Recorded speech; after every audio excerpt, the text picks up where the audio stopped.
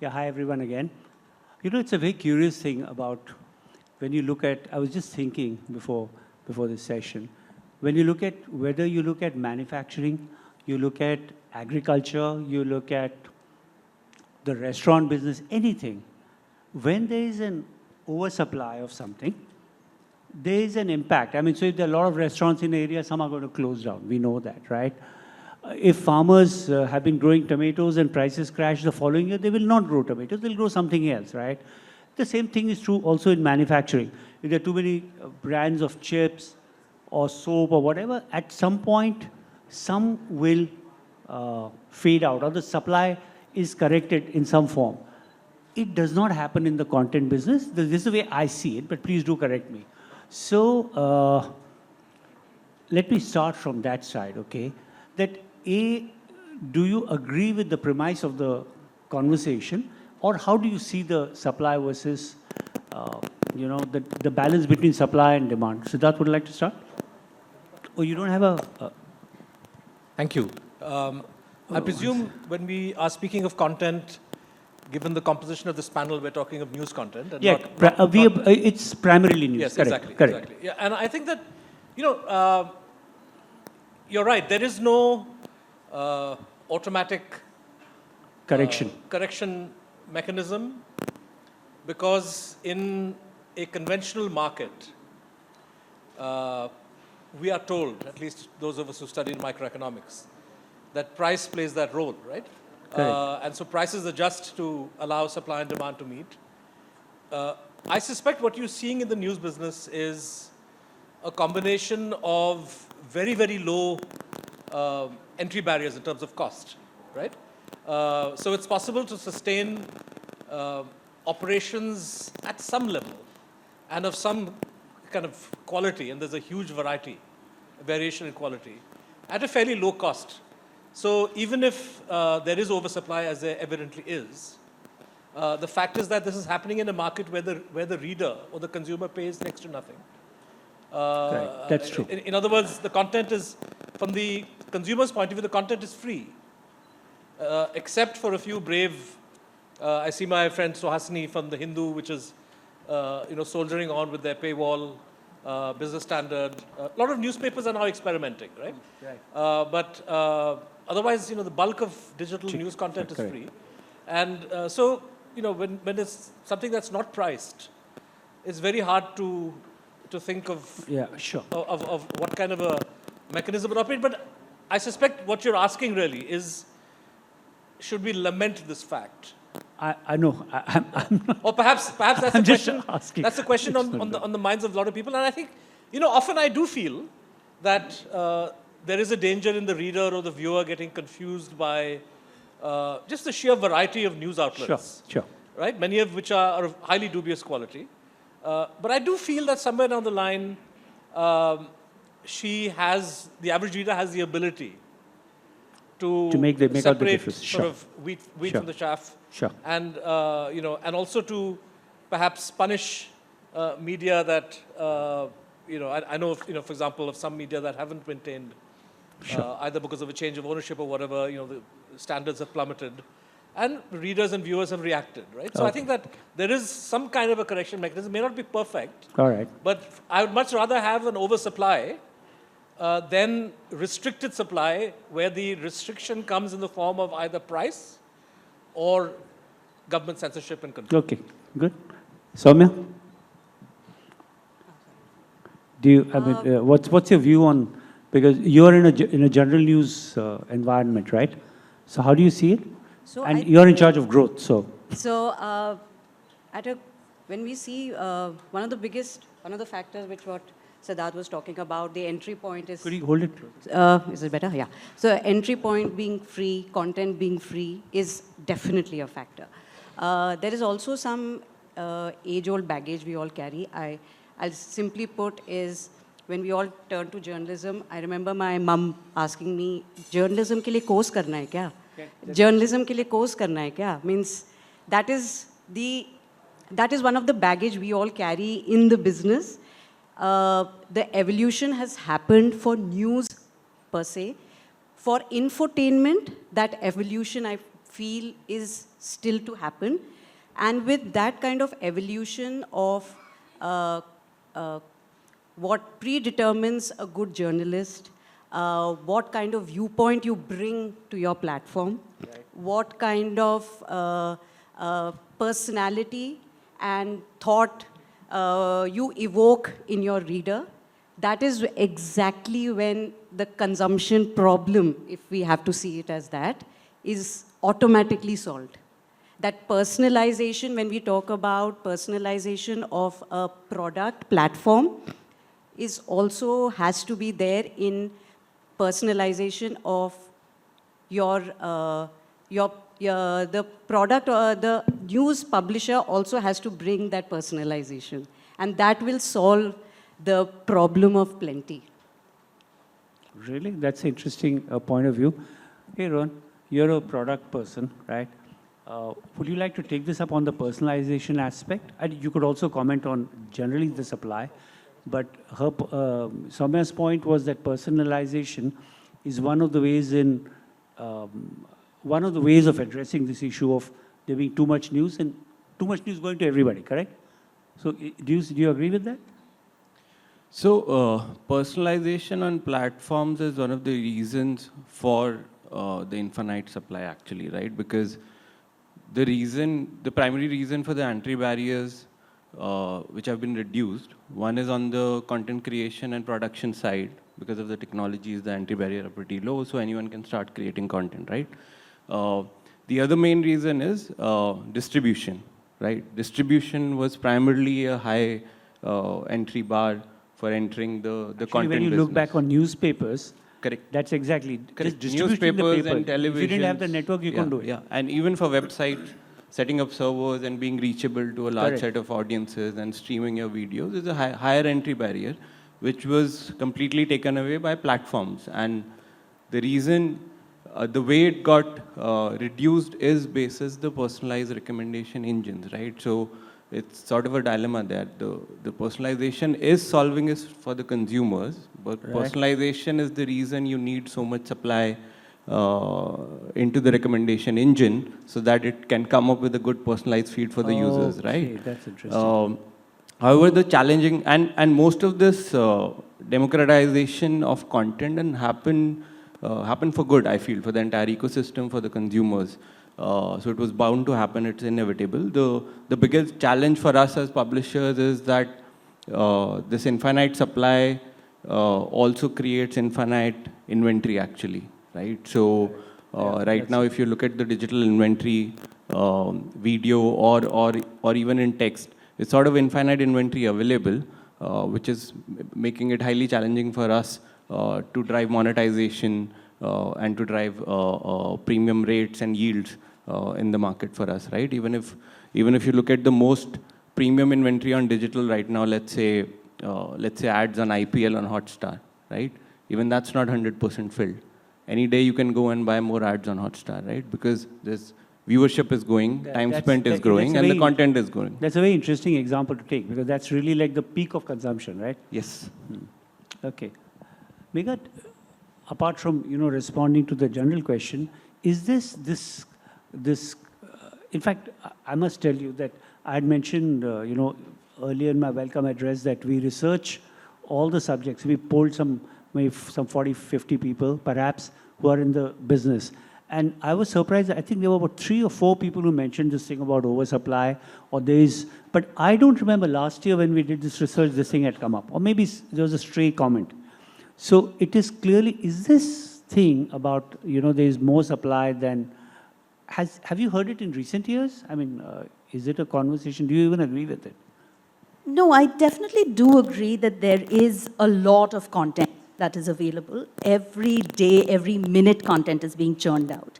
And I do, in fact, hear this refrain online on Reddit conversations and otherwise that, words like depression have been thrown to say that I'm so depressed, I can't, consume all of this content. There is so much online, there is so much that is streaming. I'm not being able to keep pace with it. So definitely there is a lot of content, and I would agree with Soumya that I think the one-word answer is personalization.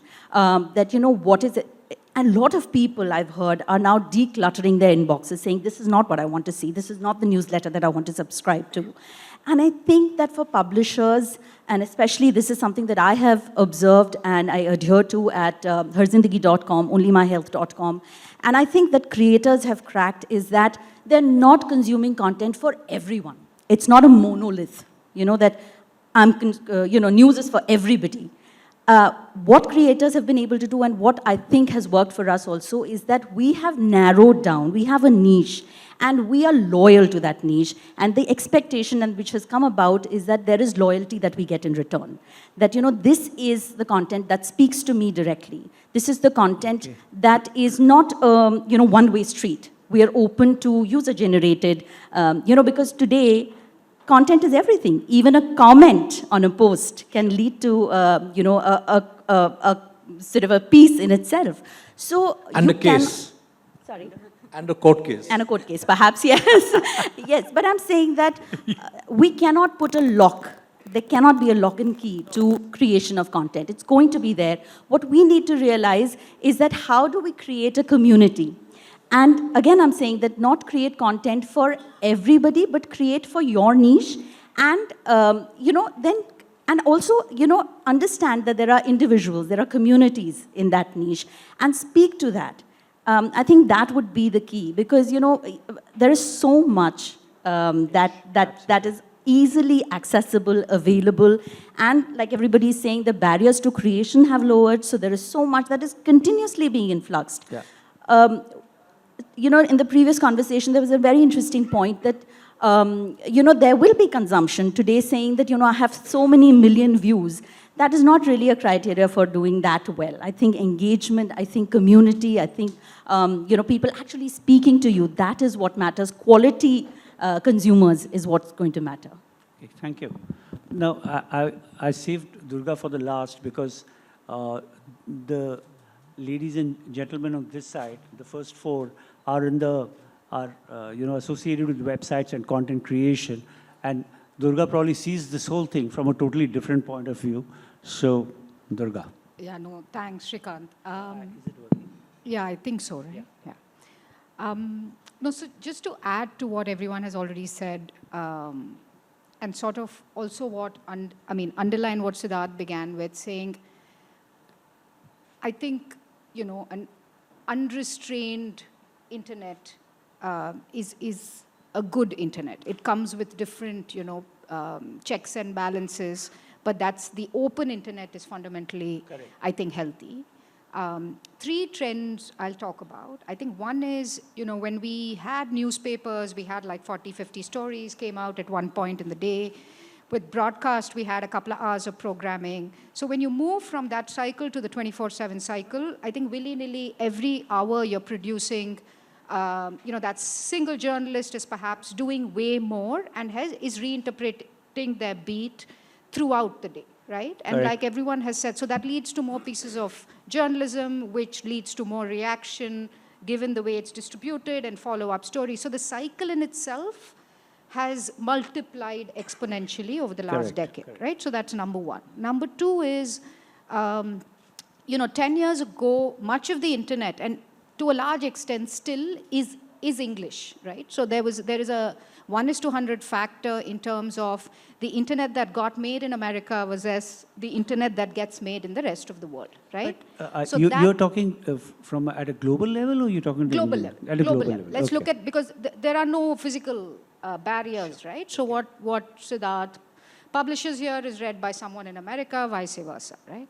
So therefore, I think now there is a whole regional, a language modernization that you're seeing across, right? And Google plays a big part in making 9 Indian languages accessible to the language user. So we do a whole modernization program.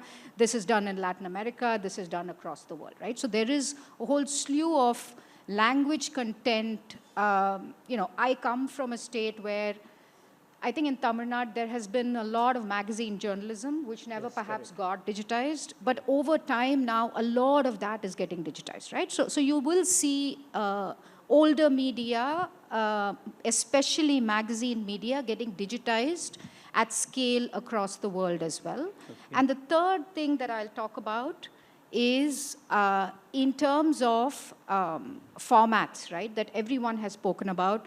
I think the fact that today text can be converted to audio, which can be converted to video, which then can be converted in multiple languages, I think there is a versatility that is happening with one piece of journalism, which is also leading to this multi-format consumption.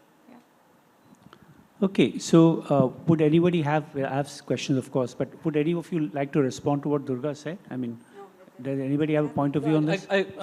Not specifically to what she said, but I just want to add one more layer to our discussion, which is the question of oversupply, which is the phrase you used, is also a reflection of the sameness of content. So the question you have to ask is, why is it that India has one of the largest number of news, 24/7 news television stations in the world, for any market, right? In English, Hindi, all languages. Why is it that you have this relentless, dull, I would say horrible, sameness of content? Look at the coverage of the crisis in Bangladesh, for example. Across all TV channels, all languages. I can't speak for the South, but certainly in Hindi and English, the narratives that you saw were completely off the charts. And, essentially, not one of them bothered to send a reporter to Dhaka. Not one of them bothered to reach out to sources in Dhaka to, So, this sameness content, what causes that, I think, is the unique political economy of the media. So, when you have advertising, business models sustained by advertising, where the government plays a large role. When you have a business model sustained by corporate linked events, India Today Summit, so-and-so conclave, where again the government plays a big role. All of this becomes an important factor in ensuring that dull sameness of content. So, the digital players, smaller players, in a way provide some relief to, why is it that YouTubers have become such a big phenomenon now? The kind of views that they get, many, many more times what the big channels get per video. It's still possible that a channel's overall YouTube viewership in a month may be very high. Sure. But the views per video are pathetic. But Siddharth, I often think about it. There's a person of reasonable intelligence, let's say, okay? You ask her or him to write a piece or go once on camera, and there's another one who has to just keep talking through the day. But this is, I think, it's a inevitable consequence of talking all the time. How much intelligent stuff, like even about Bangladesh. I mean, I find the Bangladesh situation fascinating, but how much, so I think you just it's become like a filler mentality. You fill it. You can't stop talking. I think a lot of it is like that. Same thing, can't stop writing, can't do this, you have to. But if you look at the influencers, they have some of the guys have enormous following. But finally, he's going to do one video a day. He or she will do a video a day, maybe a video in 2 days. The news channels are talking through the day, right? Sreekant, if I may, and maybe Megha also referred to this, this, micro niches, right, I think are becoming also very, very interesting. Right. Like I'll take sports, for example. In the past, sports was covered as like this very general beat, right? Today, you probably have, like, in last count, nearly 22 startups just covering sports in India, right? You have women's sports, which was probably like literally less than 1% of coverage even in the past, right? Today, underrepresented parts of sports, women's sports, what I'm seeing with startups and the depth to which they're going and therefore finding loyal audiences, right? Even if in small counts, right? And doing a very, perhaps, I won't say profitable, but easily break-even subscription model. I think that could very much be the future of a lot of these interest and focused, I think it news is a point media points. Soumya was making, right? About, Megha was making about having creating communities and saying that I'm not appealing to everybody. Yes. I'll just, yeah. Yes. Also, it's about maybe going soft on the, like literally a accelerator kind of a thing, stepping off the breaking news bandwagon. That is a huge supply generator, right? So That's a fact, if yeah. we see across this room, the number of publishers now who have consciously chosen as a business model to go focused and deep instead of spreading themselves thin across, if it's sports. What Durga was saying about going deep into covering women's sports. Like, look at the kind of effort which is now going into covering kabaddi or covering some of the more niche events, happenings, and getting off the... publishers are now seeing cause in that. They're seeing good cause, a healthy outcome of doing that, and I do believe it's part and parcel of that personalization. Actually, this thing about whenever, sorry, Megha, you wanted to say something. Please go ahead. No, I was just saying that this is a path of perseverance because, this thing of just churning video after another, article after another, we've seen algorithms favor us initially with this, that, itne article nikalne hai, and we've also been victims of saying that, make it 500 word, make it 700 word, and so padding up or duplication so that, you increase the scroll depth of your article, all of that. But I'm saying that that is changing today. And it is a path of perseverance, like I said, that it will not give you benefits today. But what is changing with regard to this thing of... the audiences, no, hang on. the audiences are But changing. everybody's tempted to game Google, no? That this is, I think, what they want, and so therefore we'll write it like this, put it in the headline, put this name 5 times, right? So, no, it's a fact. They're all gamers here. Everybody's gaming Google, so or trying to, I think with It's also, I varying think, degrees of to be fair to success. Durga, I think it's also interpretation. It's what... No, so you are saying that that things are changing, right? Yeah. Okay, I didn't have anything. I mean, so my point is, in which way do you think it is changing? Why do you think now you would, and Rohan, I would like to ask you as well, why do you think it's worthwhile being true to what you think, this is what I think is the right way to do it, and this is how it ought to be done? No, I think if I'm to answer that... Is there some business? No, if I'm to answer that question, please. I would say that this flux of content, and this flux of content has meant that there is, one copying the other, there is misinformation, Correct. there is just cooking up facts, there is something that is, titillating or, clickbaity in the headline, and then there is nothing in Correct. content. Audiences are tired, sick and tired of it. Even on YouTube, you'll see thumbnails that will be completely different from what the video is. Okay, that's So this interesting. has become irksome. People are irritated by it, and therefore today people want to wait and consume. I think the young, it's changing. I think millennials were still into, quick content. I think Gen Z today wants, and they want to understand what your principles are. How have you collected that news? Is there reportage? What is your philosophy as a news media? And they want to, if there is sync in that, then they want to adhere to it, All right. So I think that it will take time, because it will take time to reach the correct audience. Okay. But once you stick and, once you stick to it, it is going to be something which is more rewarding. So you're saying, I'm paraphrasing this, please correct me if I'm wrong. You're saying that because there's been such a surfeit of content, and there is a realization that, listen, this is too much of sameness, as the point Siddharth was making, right? There's too much of sameness, so now there is genuinely an incentive to stand out, be different, which did perhaps the incentive to do that was less now, but now it's greater. Rohan, what's been your experience with regard to this?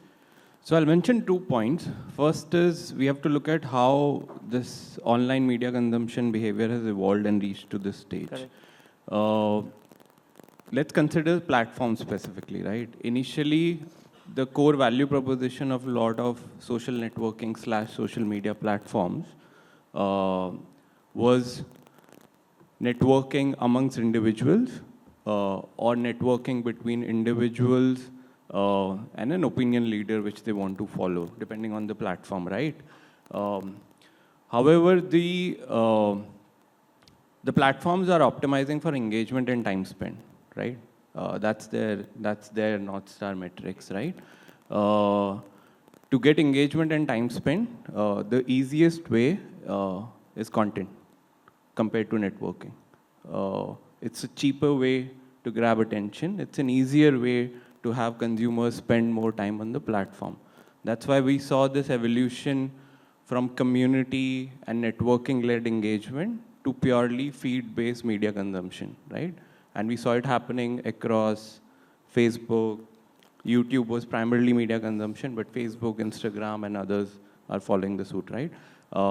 And we are going for easier and easier ways of holding the attention of the consumers, right? How much longer can the user spend time on a particular feed? Which basically means we over-index for content, which is able to get us higher scroll depth, able to get us higher view-through rates, right? And that eventually, unfortunately, leads to content which is not maybe, which doesn't create higher attention span, which does not have a lot of depth and substance, but has higher tendency for virality, has higher tendency for shareability, right? And the second thing which happened in parallel is there are a lot of individual content creators. What they enjoy is that they can be niche. Organization brands are heterogeneous, right? They can try to, media organizations can try to create sub-brands and maybe individual brands which are niches, but for an individual creator, it's much more easier to focus on a particular interest group. Correct. And create a community around that interest group, right? So that's why we see even right now, the maximum amount of community engagement which happens is actually happening between the followers of a particular content creator, right? You see the kind of engagement which is happening in YouTube comments for a particular video and in the comment section for top creators, right? That's real community engagement, which typically is not happening on our platforms, right? And part of the reason is because we have to be so heterogeneous. We're trying to cover everything and we are not able to cater to a niche and to an interest group, right?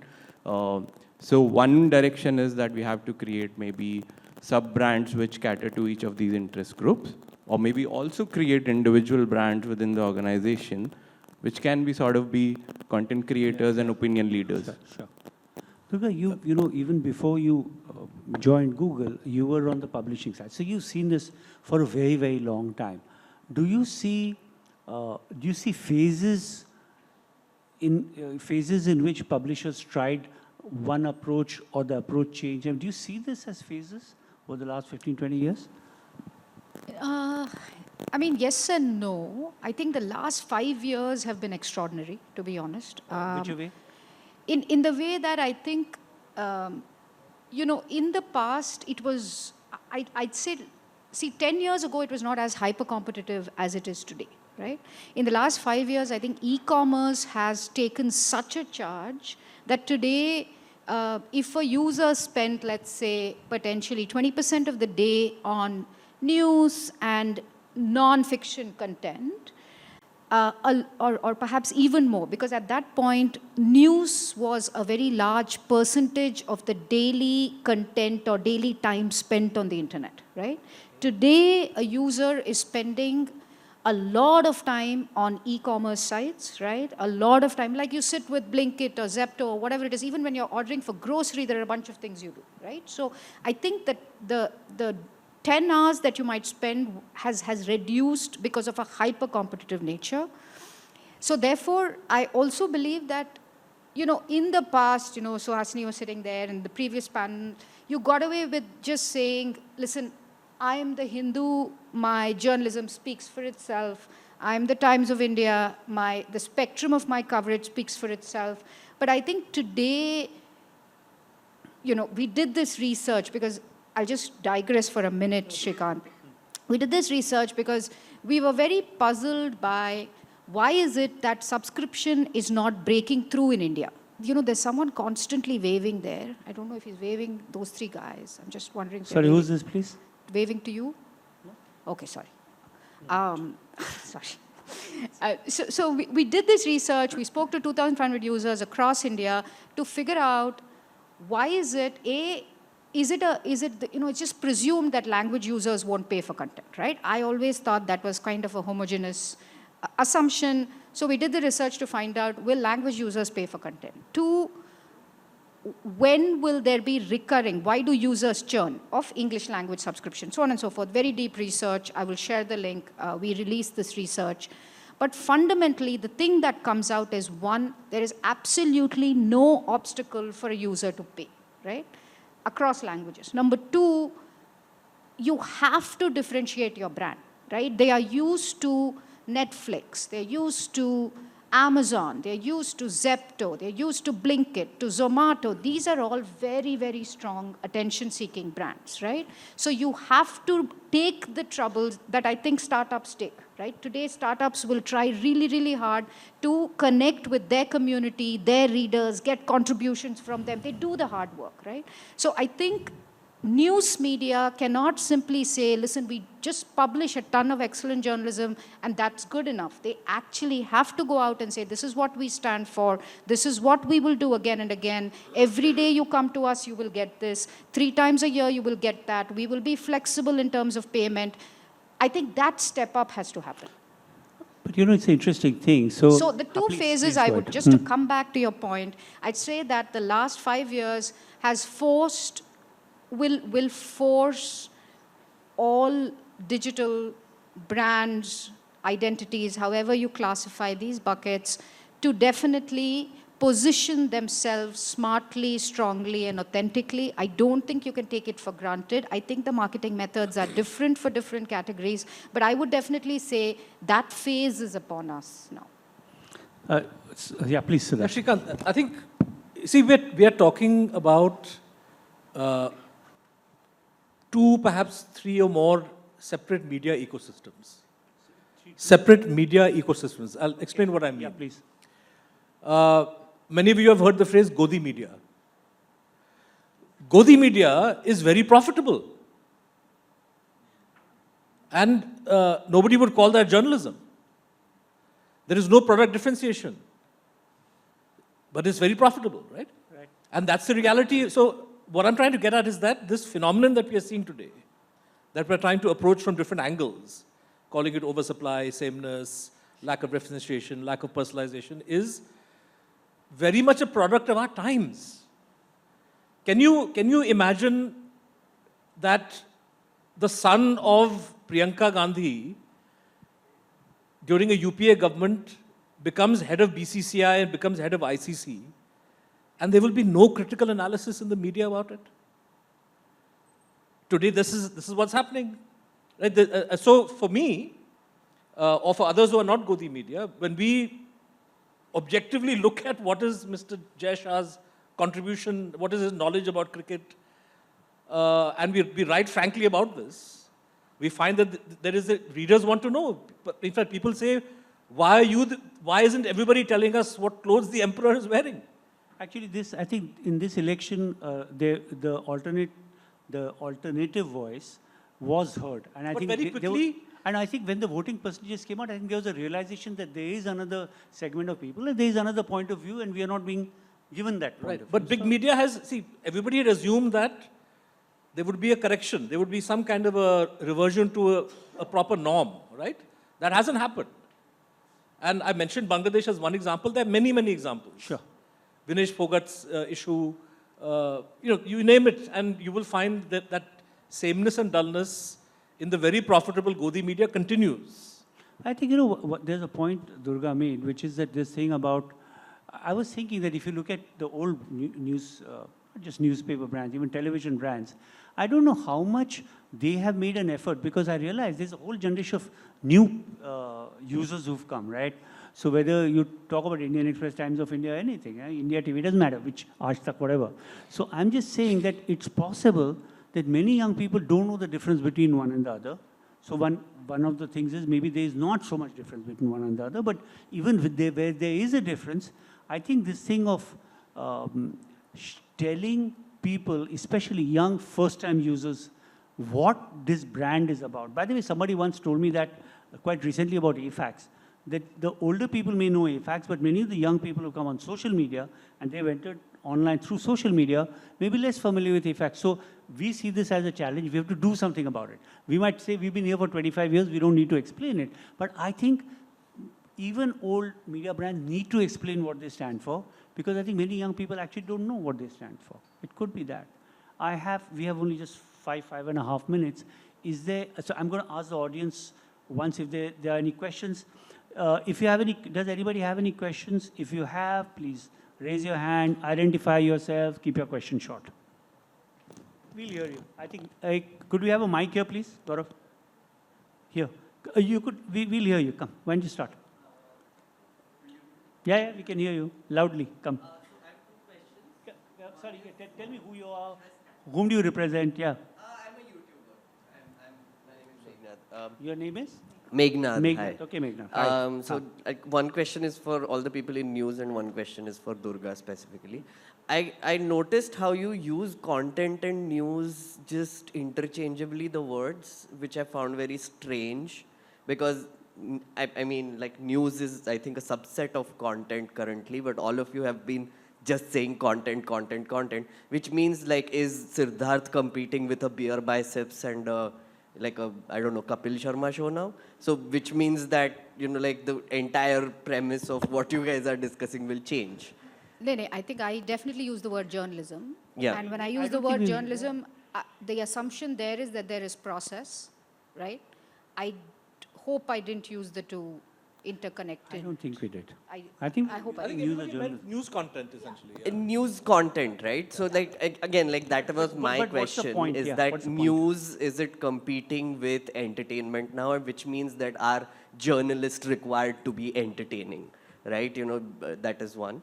And specifically for Durga, like, because you mentioned the subscription model, is Google trying to encourage individual creators to have more subscription models? Because I feel like the ad revenue is going down on YouTube as well.